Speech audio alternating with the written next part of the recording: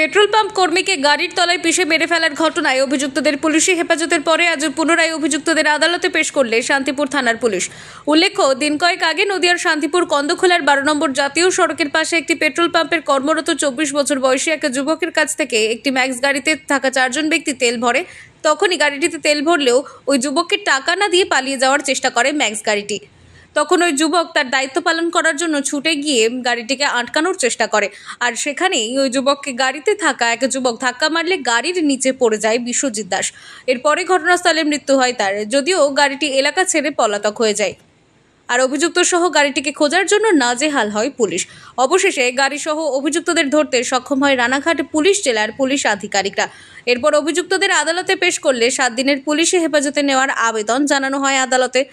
সেই মতো পুলিশ হেফাজতের দিন আজ শেষ হয়েছে, তাই অভিযুক্তদের আজ আরও একবার আদালতে তোলা হয়।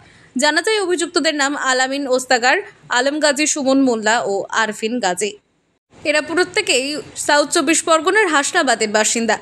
পুলিশ সূত্রে খবর, পুলিশ এদের কাছ থেকে জিজ্ঞাসাবাদ করে জানতে পারে এরা দীর্ঘদিন ধরে বিভিন্ন থানা এলাকায় দুর্নীতি এবং অপরাধমূলক কাজ করে বেড়াতো। এদের পেছনে আরও বড়সড় গ্যাং রয়েছে বলে ধারণা পুলিশের।